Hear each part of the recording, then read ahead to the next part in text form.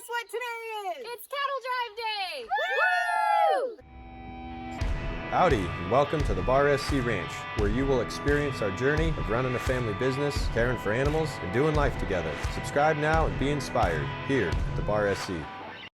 So we're off on a cattle drive. We're gonna go help our neighbor Steve collect his cows from somewhere in pasture, bring them back to his main property area, and then process them with style and gas, apparently. And then worm a lot of them, and then give a couple copper injections. So it should be fun. Okay, so what moving cattle today is going to look like is it's not going to look like the old westerns where we're racing around this huge field chasing cows. We're actually going to move the cows in a much slower methodology.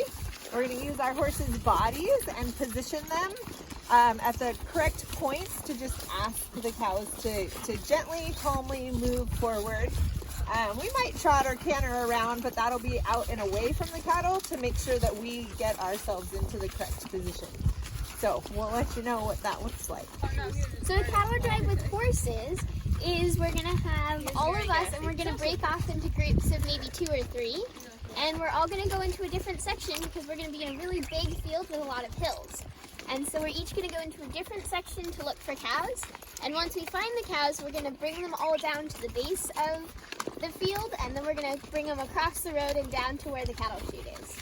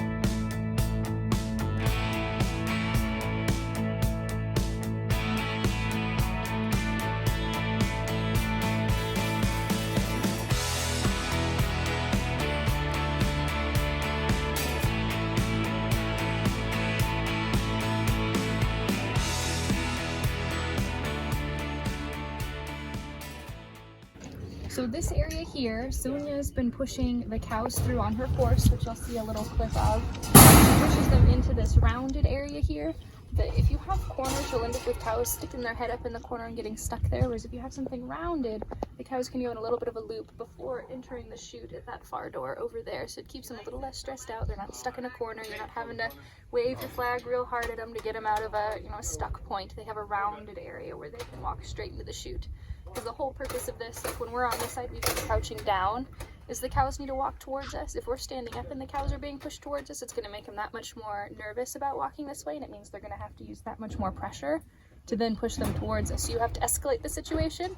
Whereas right now, everybody's gone through with just that flag, and that flag is, there's no weight to it that doesn't hurt. You could whack yourself with it a bunch of times. It's just something to get them moving and get them, hey, this is the direction I'm asking you to go. So it's all very, very low stress.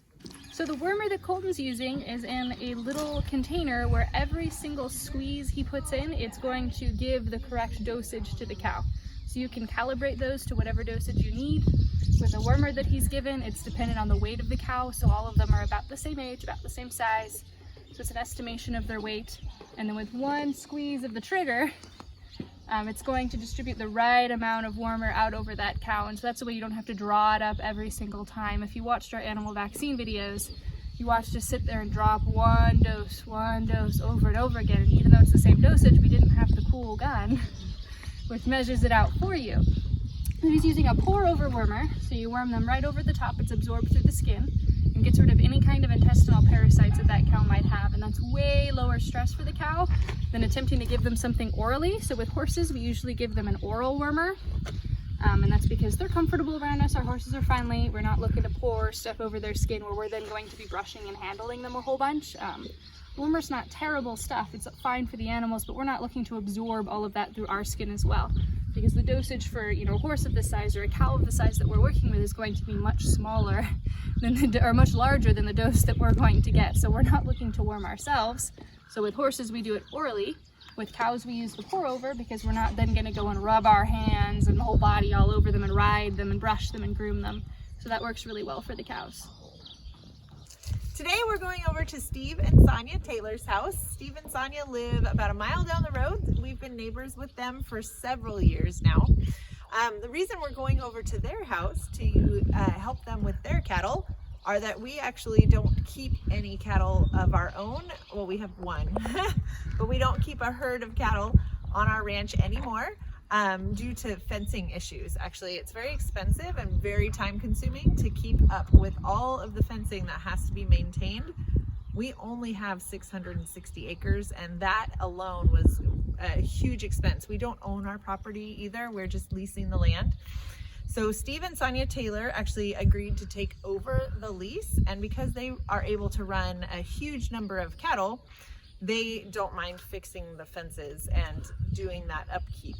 So they have all their cows on our property, and then sometimes they are very kind and they let us go over and help them. Colton is my son, has been helping them consistently, and he's really learning how to manage cattle. So the reason we really like Steve and Sonia is because they use a very low stress cattle management technique.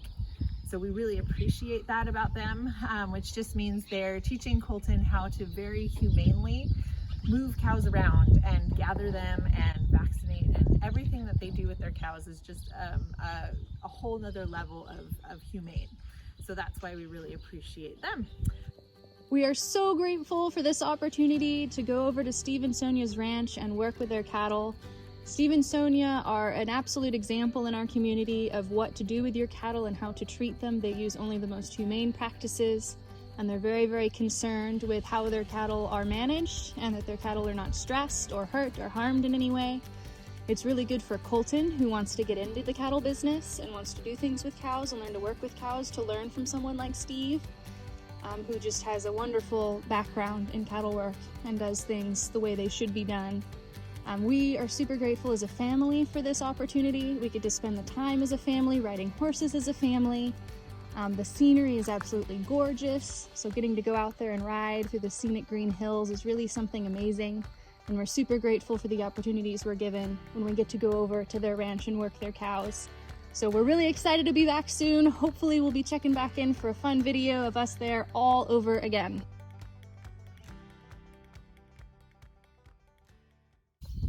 Hey guys, we really hope you enjoyed watching us go on our cattle drive today. I hope you learned a little bit more about how we worm cattle. And like and subscribe and share this video with your friends. And keep your eye out for some more fun videos. Bye!